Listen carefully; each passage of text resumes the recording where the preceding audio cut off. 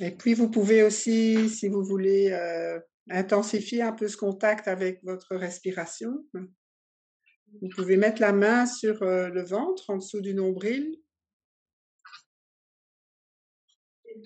Et au moment de l'inspire, vous laissez le ventre se gonfler au contact de votre main.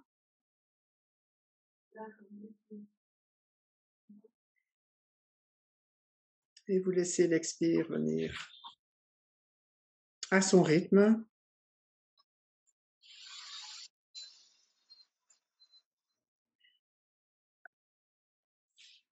Si vous n'avez pas les deux pieds posés au sol, faites-le.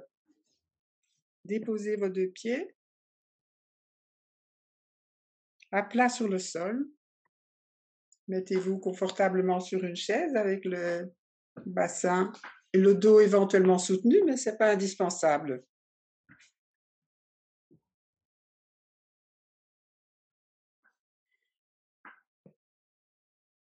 Et puis au moment de l'expire, quand votre expire vient, donc vous allez simplement presser avec vos pieds sur le sol, comme si vous vouliez le repousser. Dès que votre inspire suivant démarre, vous relâchez cette pression. Il faut parfois le faire 2-3 fois pour s'essayer un petit peu. Vous ne devez rien changer à votre rythme respiratoire. Le mouvement des pieds sur le sol suit votre expire.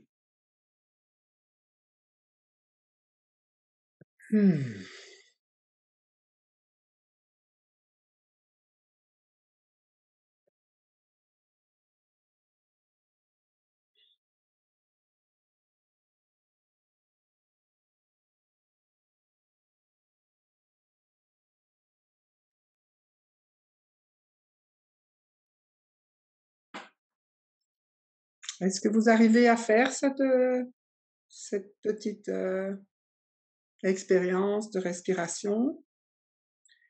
Là, il faut rouvrir vos micros pour que je vous entende. Je ne vous vois pas, mais je peux vous entendre, je pense, si vous me dites quelque chose. Oui, ça va. Ah, Yamina. Moi, j'ai du mal. J'ai trop de tension, en fait, dans le corps. Trop de tension. Alors, restez juste à Je peux le faire à observer, l'autre. Oui, observez votre respiration, simplement. Donc, s'il y a beaucoup de tension, je peux le faire allongé. ça va en rajouter. Quelle que soit la position dans laquelle vous êtes, simplement vous observez. Vous observez quand l'air rentre, la poitrine ou le ventre ou le diaphragme qui se soulève un peu, et puis quand l'air sort, vous suivez simplement, attentivement. Merci. Déjà ça. Pendant quelques minutes, juste être en contact avec sentir l'air qui rentre, qui sort.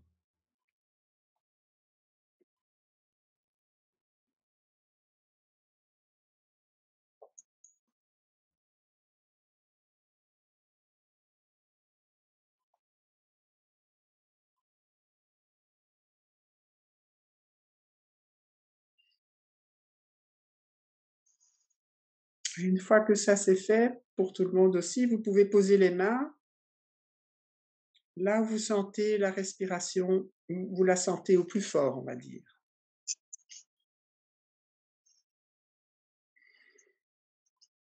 Là où ça se soulève, donc il faut juste poser la main.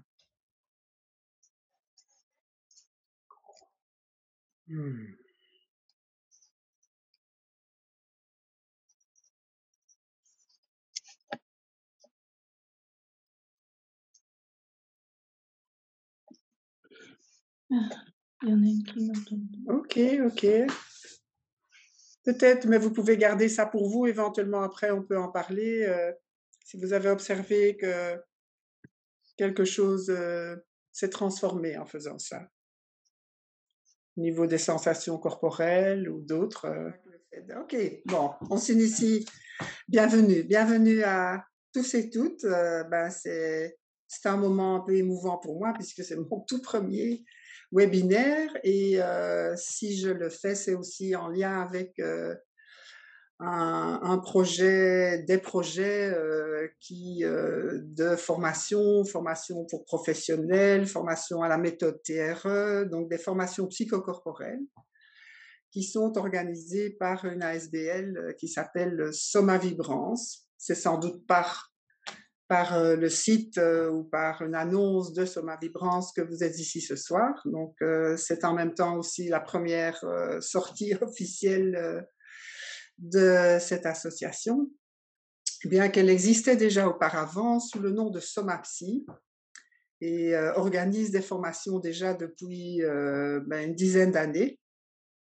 Mais il y a un renouveau dans notre ASBL qui marque en fait le fait qu'on veut atteindre un public plus large que le public des psychothérapeutes, puisque c'est dans ce cercle-là que nous sommes plus connus, on va dire, que dans le milieu des professionnels de la relation d'aide en général.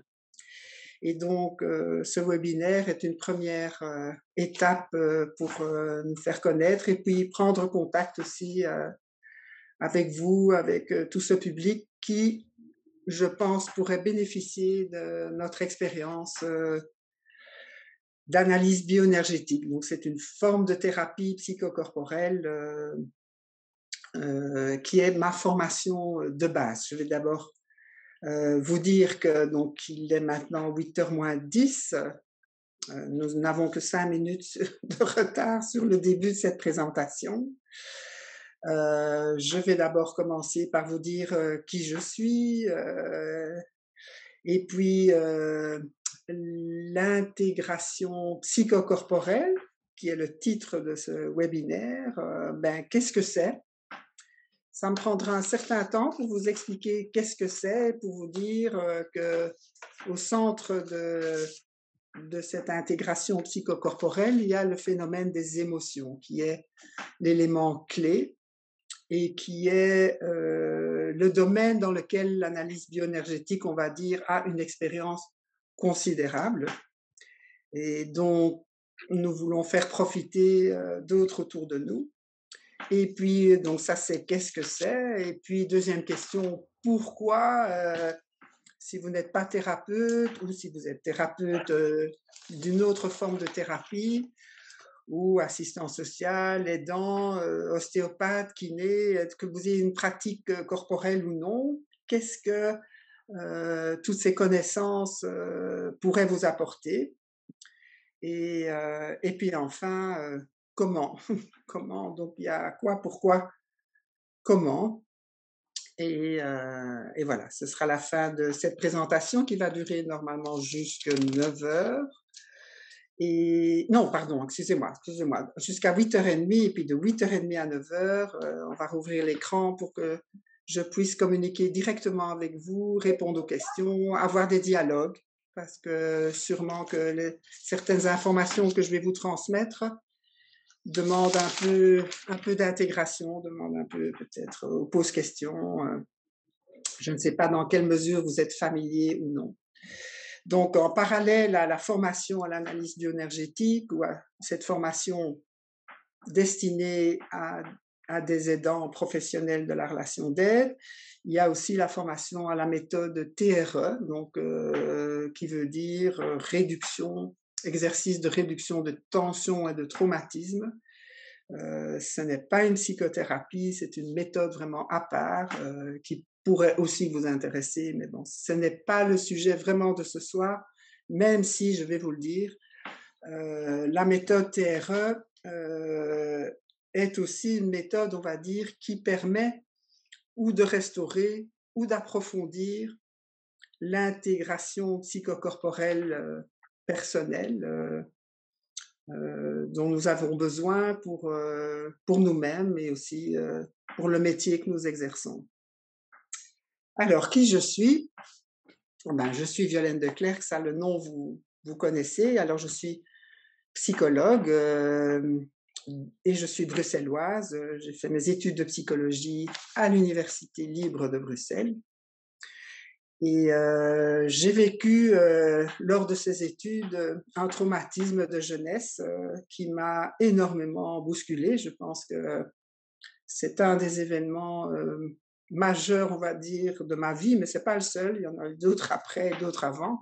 Mais disons que celui-là m'a fait ouvrir la porte d'un cabinet de psychothérapie et c'était l'analyse bioénergétique que j'ai choisie parce que c'était un petit peu à la mode, faut dire, hein, c'était l'époque des années 70. Hein, ça remonte à 1978, je pense que j'ai eu ce moment et qui m'a conduit à la psychothérapie corporelle et d'analyse bioénergétique. Et j'ai vécu là une expérience, pas tout de suite, hein, ça a mis le temps, mais à un moment donné, quelque chose s'est produit dans mon organisme qui m'a donné la sensation de voir le bout du tunnel, puisque j'étais à ce moment-là dans un tunnel. Et ça, immédiatement, pas tout de suite non plus, mais enfin progressivement, m'a donné cette motivation de transmettre à d'autres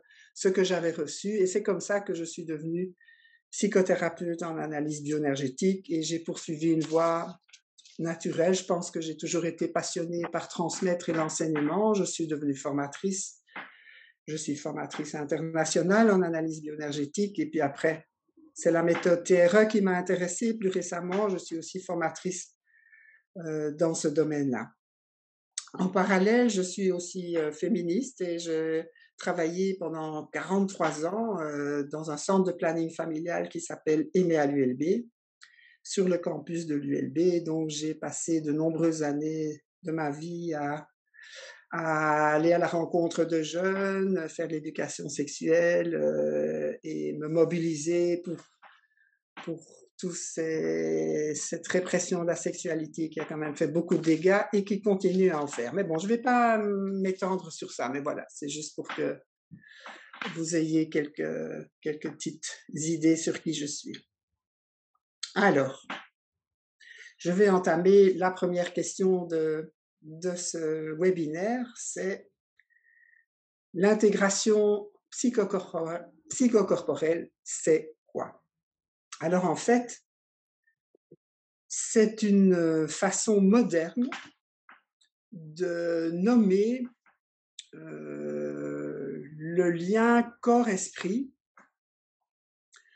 que nous avons nommé en analyse bioénergétique le continuum psychosomatique, ça c'est une autre formule, voire l'identité fonctionnelle du corps et de l'esprit. Alors ça c'est un mot plutôt barbare, hein, qui ne peut-être que certains le connaissent, mais d'autres pas. Je vais partager mon écran pour vous montrer un petit diagramme. Attendez. Alors, Marie-Pierre, c'est bon? Allô, Marie-Pierre? Oui, moi je vois bien. Toi, tu vois bien? Donc, on suppose que tout le monde voit bien, du coup. Alors, je vais vous apporter le diaporama.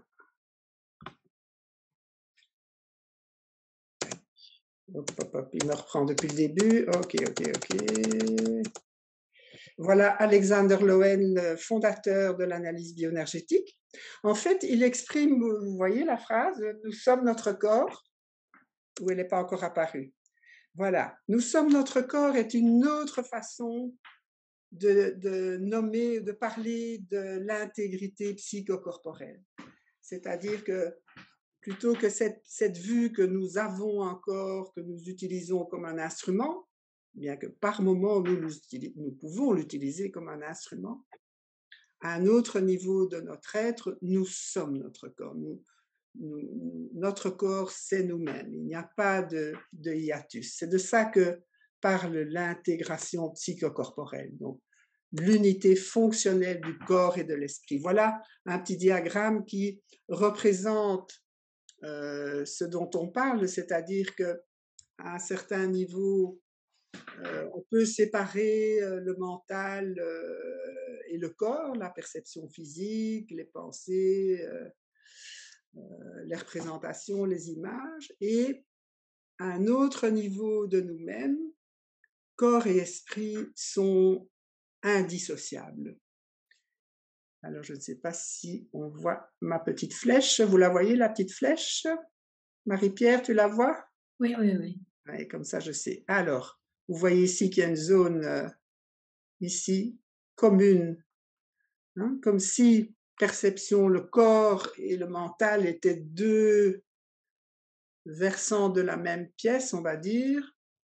Ils sont profondément en nous, indissociables et ils sont conditionnés par une même force vitale, ce qu'on appelle des processus énergétiques, c'est-à-dire qu'il y a de l'énergie vitale en nous et cette énergie vitale, eh bien, elle détermine autant l'activité mentale que la perception physique.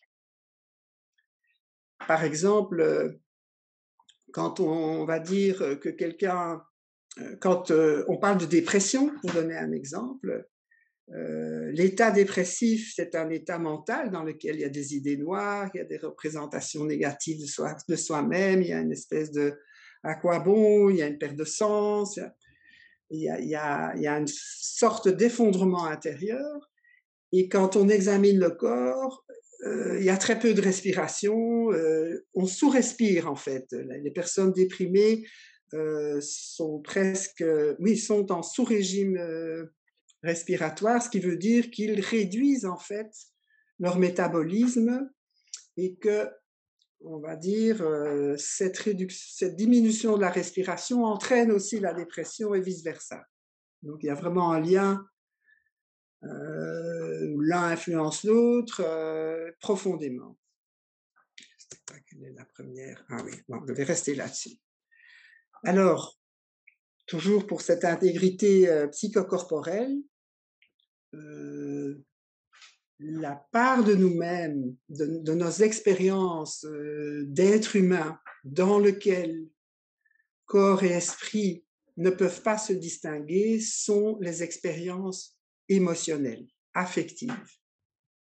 Quand vous, quand vous avez un sentiment amoureux, par exemple, vous vous ressentez amoureux, ben, vous ne vous sentez pas comme un corps qui est amoureux d'un côté et une tête qui pense autre chose. C'est un sentiment global. Il y a des phénomènes corporels qui se produisent, il y a des papillons dans le ventre, le cœur bat plus fort, il y a une activité, on va dire, de notre métabolisme qui va vers plus d'intensité. Et il y a évidemment des représentations de la personne dont on est amoureux. On peut avoir peur que ça ne marche pas, ou des tas de choses, des pensées aussi qui tournent autour de ça. On n'est pas séparés, on est vraiment, c'est l'émotion qui réalise cette dualité, ce continuum psychosomatique qui est au cœur de notre être. Et donc ici, la première représentation des émotions avec la dualité corps-esprit a été complétée récemment, depuis qu'on a découvert l'importance de l'attachement, c'est la dimension relationnelle des émotions. Une émotion est relationnelle par nature, c'est-à-dire qu'elle est communication. Quelqu'un pleure, partout dans le monde, toute personne qui voit quelqu'un qui pleure sait que la personne est triste. Alors on ne sait pas si c'est une tristesse profonde ou non, quel est l'objet, etc. Mais tout le monde comprend. On sait de quoi il s'agit sans avoir appris quoi que ce soit. Les enfants, d'ailleurs, quand ils sont tristes, ils pleurent sans devoir l'apprendre. C'est tout à fait involontaire. C'est une expression de notre organisme. Ça, c'est une dimension du relationnel. L'autre dimension relationnelle de l'émotion, c'est qu'elle est contagieuse. Quelqu'un qui est dans des profonds sanglots est entouré de personnes. Les personnes qui l'entourent vont sans doute se sentir tristes avec elle, peut-être pas au même point, mais avec. Vous savez aussi à quel point le rire est contagieux. Et quelqu'un rit de bon cœur, ben vous pouvez avoir toute une salle qui se met à rire suite à ça. Donc il y a il y a un vécu commun, il y a une stimulation commune de l'émotion quand elle est là. Donc les colères aussi, les peurs. On voit bien comment des peurs, voire des paniques même, peuvent prendre un groupe de gens et puis se répandre à travers des grands groupes. On le voit bien avec les réseaux sociaux, comment il y a des émotions qui traversent des groupes de gens assez rapidement. Et la troisième dimension de cette nature relationnelle, c'est que quand on vit une émotion ensemble, c'est un événement qui rapproche, oui, qui nous relie. D'ailleurs, c'est pas pour rien que qu'il y a cette pratique de se réunir autour des morts dans les enterrements. C'est parce que je pense que c'est ma vision, hein, on ne le fait pas toujours, c'est pour pleurer ensemble, pour partager le chagrin et dans notre culture, on rit plus souvent ensemble que pleurer ensemble parce il y a de la pudeur certainement, mais il y a aussi beaucoup de crainte autour des pleurs et du chagrin. On a en général même parfois l'impression que c'est une faiblesse, alors qu'au contraire, c'est un, c'est un processus naturel en fait de traitement de la tristesse. Et j'en viens effectivement à notre réalité des émotions, euh, avec lequel je travaille tous les jours en psychothérapie, c'est que l'émotion est un mécanisme de la vie en nous et d'autorégulation, d'autotraitement. En fait, les émotions, c'est vraiment cadeau de la vie, on va dire, qui permet à notre organisme, quand il a une stimulation, qui lui demande une digestion, eh bien les émotions, c'est un processus de digestion émotionnelle et de ce qu'on appelle l'autorégulation, c'est-à-dire que quand on a été ému, on va dire quelque chose qui nous touche très fort, c'est comme si on recevait une charge d'énergie et que on a besoin de la, comme quand on mange d'ailleurs, on a besoin de la digérer et puis de la laisser se décharger aussi pour faire la place et pour revenir, on va dire, à l'équilibre. On appelle ça l'homéostasie. Ok, ok. Alors, on va revenir à la question de l'intégration psychocorporelle. Pourquoi faut-il la retrouver, la développer et la cultiver? C'est parce qu'elle peut être mise à mal, justement, par des chocs de vie. Les chocs de vie, les traumatismes, sous diverses formes, vont produire une rupture dans cette... oh là là, je suis toujours en partage d'écran. Je ne vous avais pas encore, excusez-moi, je reviens un peu en arrière pour ceux que ça intéresse le visuel. Voilà la représentation des 3 dimensions de l'expérience affective et émotionnelle. Voilà. Donc j'en étais à qu'est-ce qui met à mal cette intégration? Qu'est-ce qui vient faire coupure entre le corps et l'esprit? Qu'est-ce qui vient faire que les émotions sont parfois bloquées, ne sont plus reliées à nos pensées? Ce sont les chocs, les traumas. Dans les chocs et les traumas, il y a toujours une qualité de sensation de menace, qu'elle soit forte ou légère. Et nous sommes un organisme vivant et quand nous sommes face à une expérience qui représente un certain danger, ça peut être léger comme ça peut être très intense. Hein. Imaginez pour l'instant que tout à coup, il y a un énorme bruit dangereux qui arrive chez vous. Qu'est-ce que vous allez faire? Ben, vous allez faire ça. Donc, on se fige, la respiration s'arrête et si le danger reste longtemps, tout nos tissus et nos muscles peuvent se rétracter.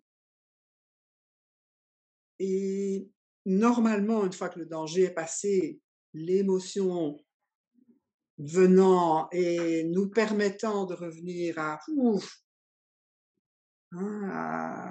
l'état normal, à l'équilibre, si un organisme reste chroniquement dans cet état de figement, eh bien, ça a des conséquences directes sur cette intégrité psychocorporelle. C'est-à-dire que la première chose qui va se faire, c'est une respiration qui va se diminuer. Donc, première chose. Et deuxième chose qui se passe en même temps, c'est qu'on se figer, ça veut dire que nos tissus, les micro-mouvements qui parcourent normalement notre corps, qui est très aqueux, on connaît les fascias maintenant, c'est une matière, nous avons une matière vivante en dessous de la peau dans notre corps, eh bien c'est cette matière vivante qui s'arrête de vibrer à l'intérieur, même si c'est des micro-vibrations,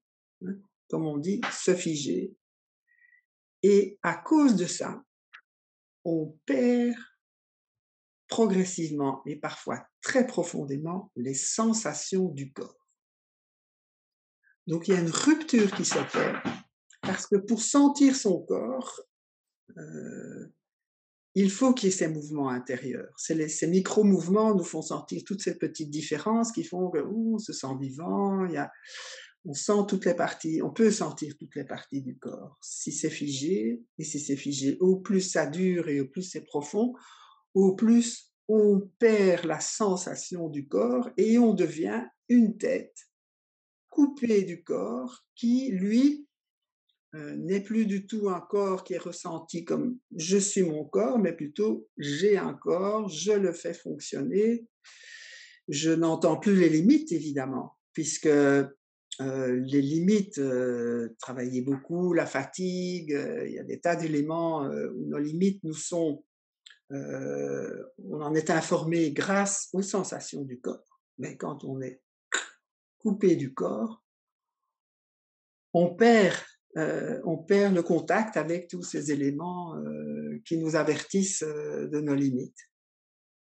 Et c'est comme ça que les émotions, qui sont aussi un phénomène corporel, dans un corps qui se fige, avec des muscles parfois qui se contractent très profondément, eh bien, ces vagues, ces réponses émotionnelles naturelles peuvent être bloquées, comme pouf, on dit congeler en anglais, freeze, ce qui bloque les émotions, ou parfois on a l'effet inverse, c'est-à-dire que quand le corps est très serré, ben c'est comme si l'appareil à digérer les émotions se rétrécit et du coup, quand il y a des émotions, elles sont débordantes. Et alors, dès qu'il y en a un peu, c'est comme si c'était un tsunami. On n'arrive plus à...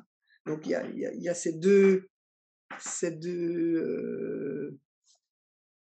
potentialités, on va dire, opposées. Et c'est là que, je dirais, on est tous plus ou moins... On a tous plus ou moins encaissé des choses dans notre vie. Vous savez que les chocs, même les traumatismes, ce n'est pas nécessairement des grandes affaires comme des guerres ou des tremblements de terre, ou même des viols ou d'autres choses qui sont ou de la négligence ou de la maltraitance, des choses pareilles. Parfois, c'est des interférences, des petites interférences, mais qui se répètent, qui se répètent, qui se répètent, qui se répètent. Du genre, il y a certains enfants qui, quand ils ont tendu les bras, qu'ils étaient tout petits, des petits bébés, qui naturellement se tendent vers la personne qui s'occupe d'eux. Et si ces mouvements de se tendre vers ont rencontré de la non-réponse, du vide, de l'indifférence, eh bien, le tout petit, il va cesser de tendre les bras, il va se rétracter. Et donc, la répétition de situations de ce genre qui sont relationnelles, qui sont émotionnelles, ou bien une famille dans laquelle les sentiments de jalousie, par exemple, c'est tabou, on ne peut pas être jaloux, tout le monde s'aime, etc. Et donc, quand l'enfant va exprimer des sentiments de jalousie, on va le faire sentir qu'il est coupable de vivre ça, et donc il va stopper, il va faire des choses à l'intérieur de lui pour empêcher ou ses sentiments, en tous les cas, de les exprimer. Parfois même, ça peut aller, comme je vous ai dit, quand on se fige profondément jusqu'à ne plus les ressentir du tout.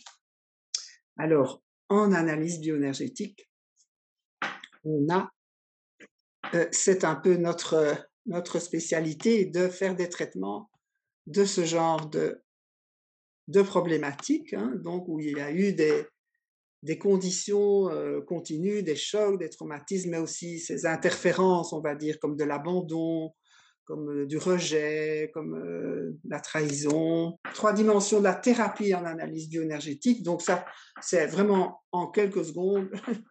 C'est une présentation synthétique, on va dire, de ce que nous faisons dans ce type de psychothérapie. C'est qu'on inclut du travail corporel pour la dimension corporelle des émotions, du travail relationnel, puisque l'émotion est très relationnelle et nos relations affectives déterminent beaucoup d'émotions.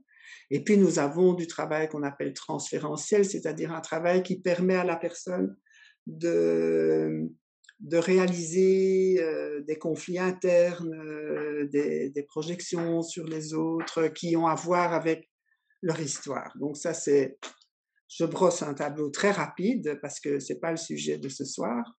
Par contre, ce qui est le sujet de ce soir, eh bien, c'est le travail corporel. Alors, on peut dire corporel et en fait, on serait plus juste de dire psychocorporel puisqu'on sait qu'en travaillant sur le corps, on va travailler aux 2 autres dimensions. Et alors, nous avons, j'espère que je vais y arriver, des exercices de bioénergie.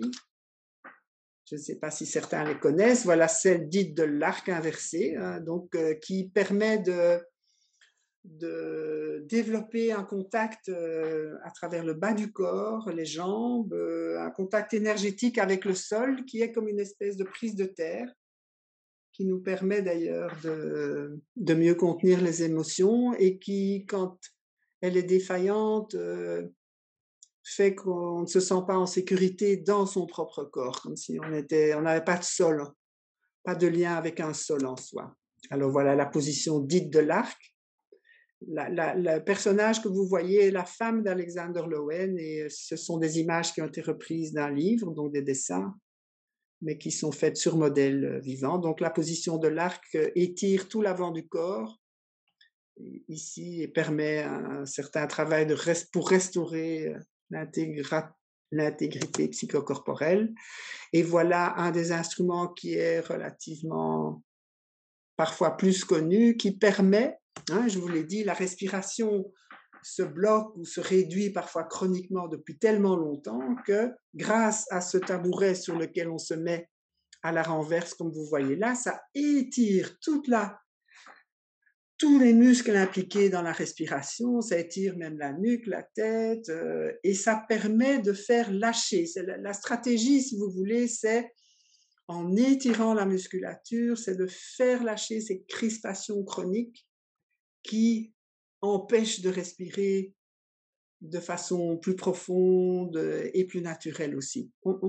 Petit tabouret de respiration, vous voyez ici ce que je vous disais, donc ça étire ici les côtes, le diaphragme, la nuque, et ça permet, si vous voulez, ça fait lâcher un peu ces crispations chroniques qui bloquent la respiration, vont se réduire un peu naturellement, et souvent quand il y a une émotion qui est la cause du blocage respiratoire, elle va venir en surface. Bien sûr, on fait alors, on a dit quoi? Qu'est-ce que c'est l'intégration, l'intégrité psychocorporelle? Et alors, pourquoi ça pourrait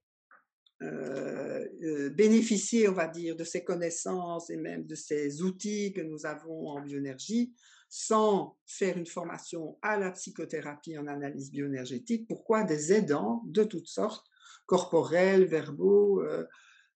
En quoi c'est important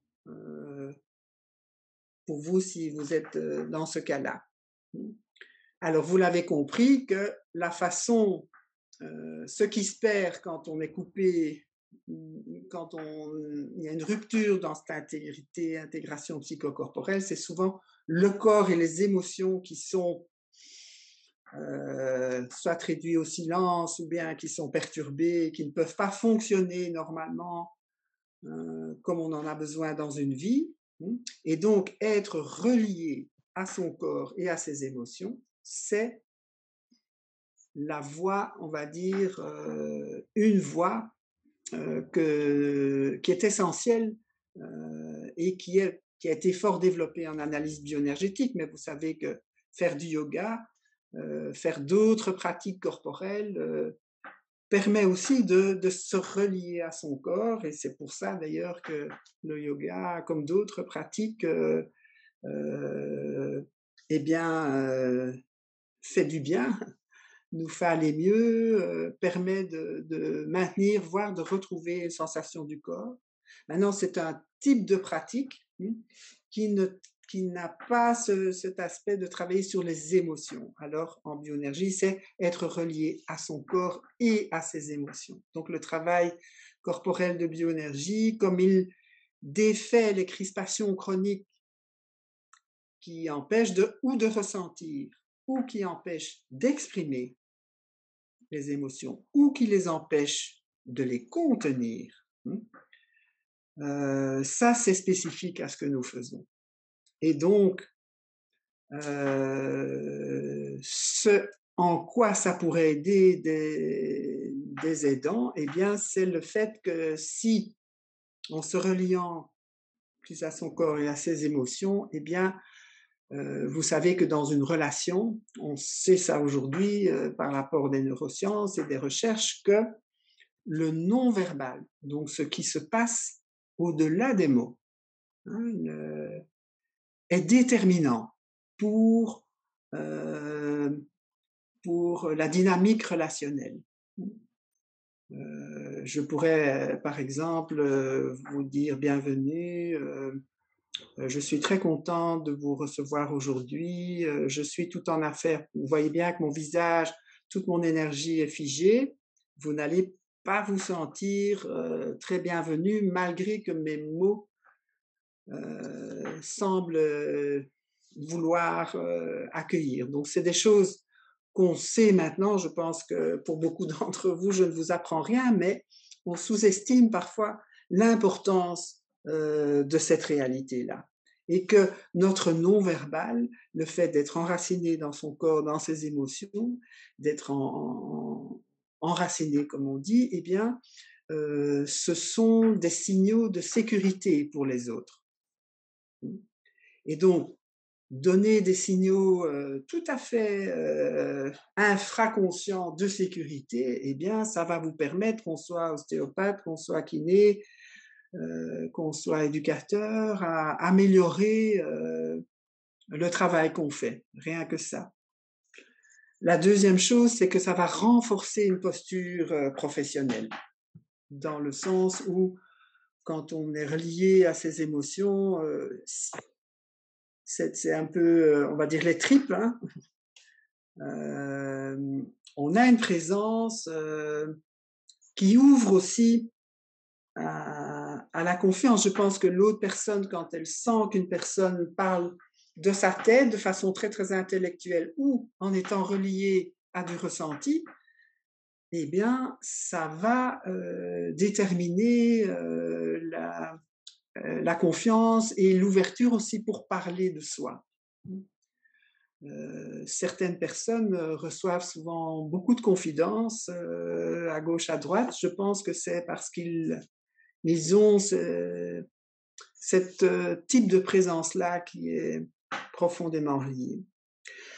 Il y a une troisième chose, que le fait d'avoir des outils ou de savoir comment se relier à son corps et ses émotions peut aussi servir à avoir des outils pour se décharger un peu parfois des charges que l'on reçoit dans le cadre de son travail. C'est un des problèmes assez répandus qu'il y a beaucoup de burn-out dans les professions de soins et d'aidants. En plus, maintenant, aujourd'hui, avec le Covid qu'il y a eu, avec tout ce stress autour des prix de l'énergie, etc., il y a, le stress ambiant a beaucoup monté, mais les professions de soins sont au premier rang parfois pour recevoir des charges, des souffrances, et c'est important de trouver des moyens de s'autoréguler, hein, l'autorégulation, et donc certains exercices de bioénergie, mais il y a d'autres techniques, hein. La méthode TRE, par exemple,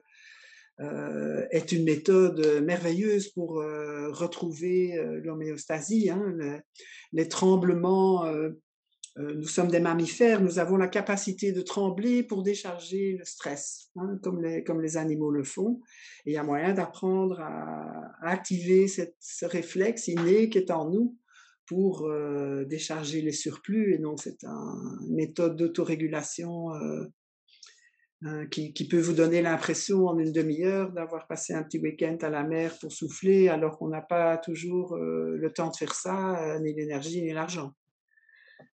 Alors, le dernier point, c'est avoir, quand on est relié à son corps et ses émotions, eh bien, on a une plus grande disponibilité pour les émotions des autres.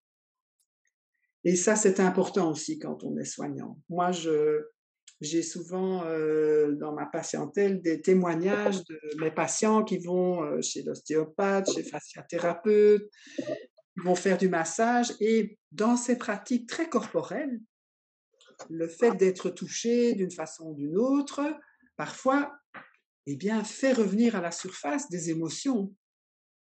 Une de mes collègues en bioénergie est venue à la bioénergie parce qu'elle était professeure de yoga et que régulièrement, elle voyait de ses élèves avoir des grosses émotions se déclencher pendant les cours de yoga. Et